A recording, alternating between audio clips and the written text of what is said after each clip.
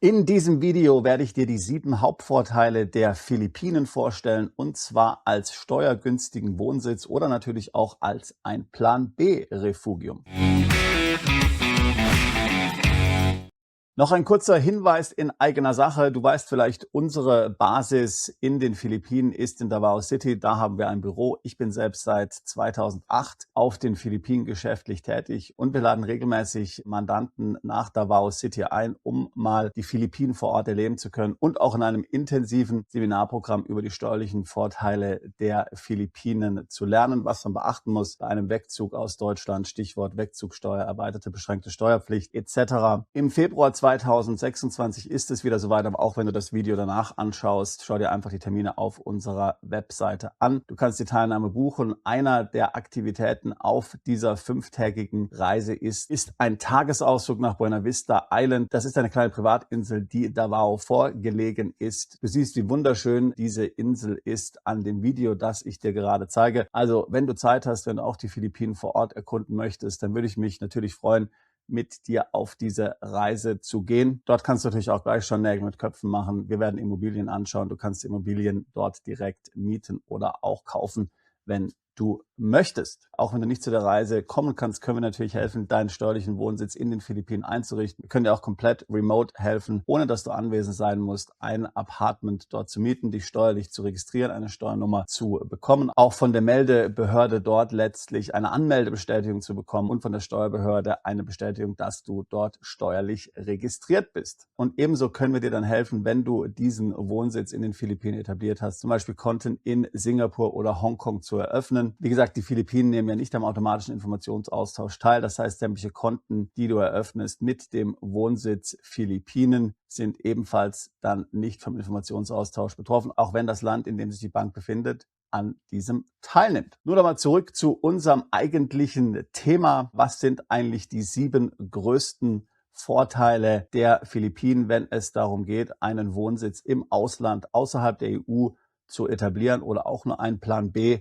Wohnsitz zu haben für den Fall der Fälle? Nun, wir haben ja schon viele Videos zum Thema Philippinen gemacht. Schau die dir ruhig mal an. Wir haben schon etlichen Mandanten dort geholfen, sich niederzulassen, dort einen Wohnsitz zu etablieren. Und wenn ich jetzt so die letzten 12, 18 Monate Revue passieren lasse und dann noch mal reflektiere, welche Vorteile sich jetzt für die Mandanten ergeben haben und auch was sie uns natürlich an Feedback gegeben haben, die Mandanten, die wir in den Philippinen betreuen, dann komme ich im Grunde genommen auf die 7 großen Vorteile, die die Philippinen als internationaler Wohnsitz haben, entweder als Erstwohnsitz oder eben auch als ein Zweitwohnsitz im Rahmen eines Plan B. Also zunächst mal natürlich das Wichtigste, die Philippinen sind extrem steuergünstig und das Steuersystem ist extrem einfach, wenn du es zum Beispiel vergleichst mit Ländern wie der Schweiz oder auch Thailand. In den Philippinen ist es grundsätzlich so, dass Ausländer dort nur für ihre philippinischen Einkünfte besteuert werden. Das heißt, wenn du als Ausländer in den Philippinen lebst, wenn du dort steuerlich ansässig bist, dann zahlst du keinerlei Steuern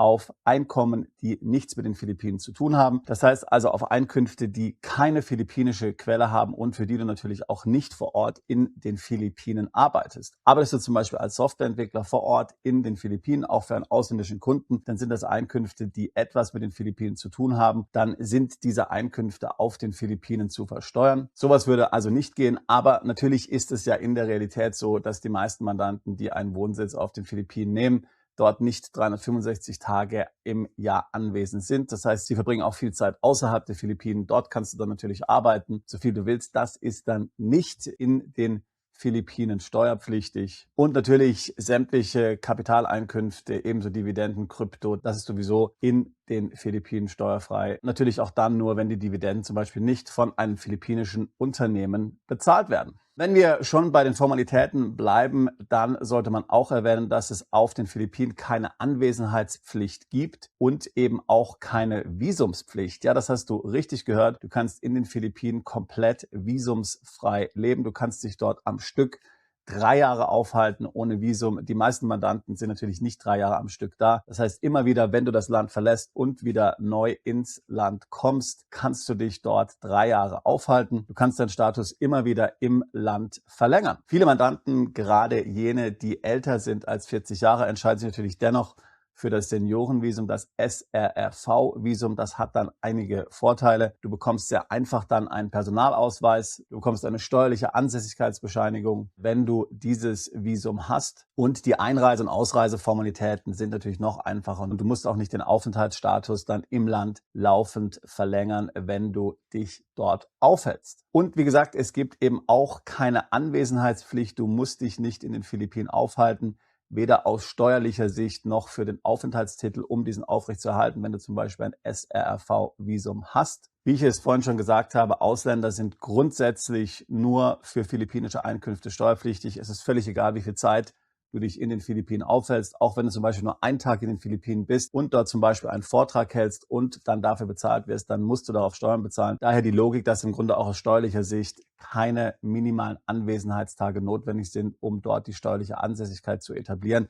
Eine steuerliche Ansässigkeit nach unserem Verständnis gibt es dort eben nicht. Der dritte große Vorteil der Philippinen ist, dass die Philippinen günstig sind, auch im Vergleich zu anderen asiatischen Ländern. Das hat natürlich auch damit zu tun, dass die Philippinen ärmer sind. Das ist ganz klar, natürlich auch ärmer als zum Beispiel Thailand sind. Wir helfen ja Mandanten in den Philippinen einen Wohnsitz zu etablieren und das auch komplett remote. Du musst also nicht mal dafür anwesend sein. Wir mieten dann eine wirkliche Wohnung für dich. Ich habe ja schon diverse Videos hier gemacht, wo ich dann noch Bilder von solchen Wohnungen gezeigt habe. Wohnungen kriegt man zum Beispiel schon für 300 Euro im Monat, aber auch schon für weniger, schon für 180 Euro zum Beispiel kann man eine einfache Wohnung dort bekommen. Und dann hast du einen richtigen Wohnsitz, einen Mietvertrag, du hast Verbrauchsrechnungen. Das ist also wirklich ein solides Setup und nicht irgendwie eine Adresse, die auch noch 100 andere nutzen, sondern wirklich deine eigene Wohnung, dein Mietvertrag. Du kannst diese Wohnung wirklich mieten, du kannst sie auch per Airbnb vermieten. Zum Teil machen wir das für Mandanten. Das sind jetzt keine Löcher, die du dann dort für ein paar hundert Euro bekommst. Die sind natürlich einfach, ist ja völlig klar, ja, aber nicht, dass du dich jetzt dafür schämen müsstest. Der nächste große Vorteil der Philippinen ist, dass sie landschaftlich wunderschön sind. Meiner Meinung nach sind die Philippinen auch schöner als Thailand. Unberührte Strände,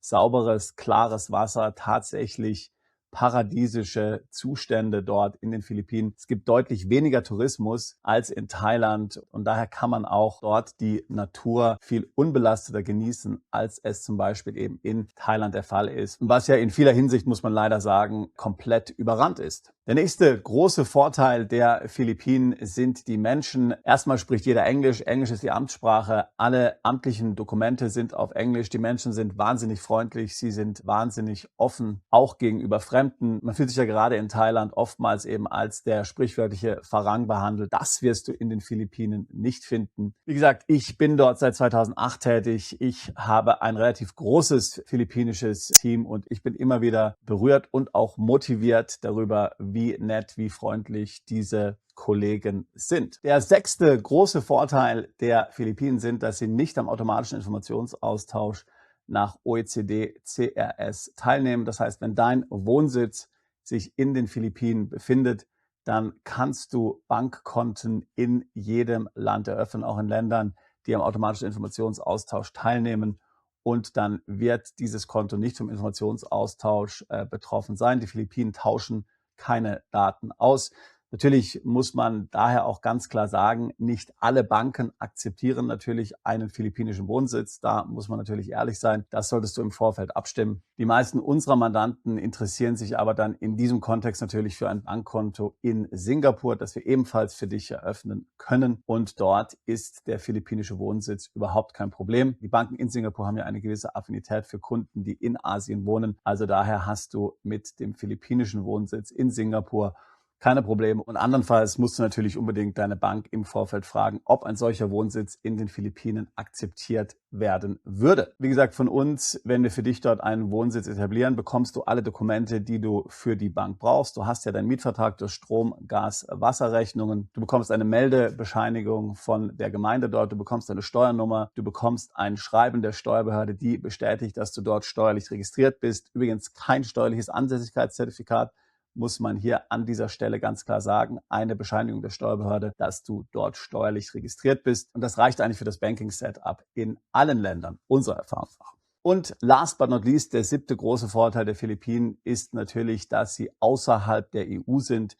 Wenn du dich also steuerlich etablieren möchtest, tatsächlich außerhalb der EU, ganz weit weg, aber dennoch in einem Land einen steuerlichen Wohnsitz haben möchtest, das ein Doppelsteuerungsabkommen hat mit Deutschland, Österreich und der Schweiz, was ja tatsächlich vielfach wichtig ist, dann sind die Philippinen sicherlich für dich eine Überlegung wert. Insbesondere wenn du den Gesamtkontext siehst, auch den Gesamtkontext der anderen 6 Vorteile, die ich dir hier genannt habe. Wenn du dir unsere Videos öfters anschaust, dann weißt du, wie wichtig es ist, unserer Meinung nach einen Wohnsitz außerhalb der EU zu haben, sich außerhalb der EU zu etablieren, damit du eben auch von den ganzen EU-Regelwerken, die es ja in zunehmendem Maße gibt, in diesem immer aggressiver agierenden Verwaltungsapparat und Überwachungsstaat. Du bist dann eben nicht vom europäischen Bankkontenregister betroffen, du bist nicht von MiCA betroffen, du bist nicht von DAC8 betroffen. Wenn du dich beim Crypto Exchange anmeldest mit einem Wohnsitz in den Philippinen, dann kannst du die gerade genannten Maßnahmen vermeiden, was das Leben für dich natürlich einfacher und angenehmer machen wird. Das ist aber natürlich nur ein konkretes Beispiel. Grundsätzlich bist du mit den Philippinen natürlich erstmal ganz weit weg von allem, ganz weit weg von Europa und allein schon die räumliche Distanz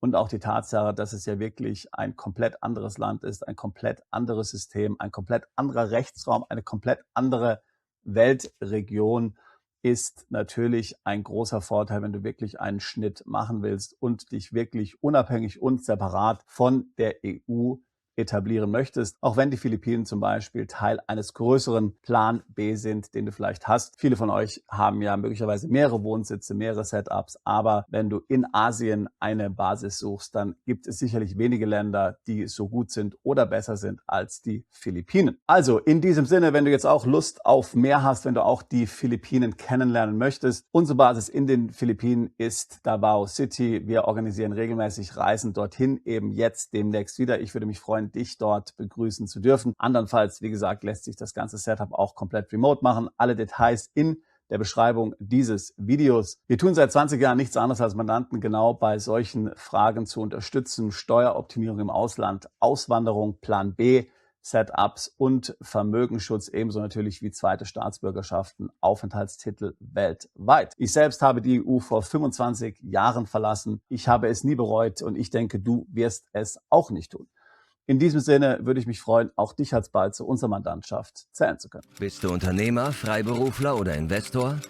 Zieht es dich schon lange ins Ausland? Mach heute den ersten konkreten Schritt in eine Zukunft mit mehr Geld und mehr Freiheit. Buche ein Beratungsgespräch mit Sebastian und seinen Kollegen. Unsere Kanzlei unterstützt Mandanten wie dich dabei, deine Steuerlast legal zu reduzieren, Vermögen aufzubauen und zu schützen und deine persönliche Freiheit zu maximieren. Profitiere jetzt von unserem Fachwissen und unserem Netzwerk. Gehe zu mandatierung.com und werde Mandant unserer Kanzlei.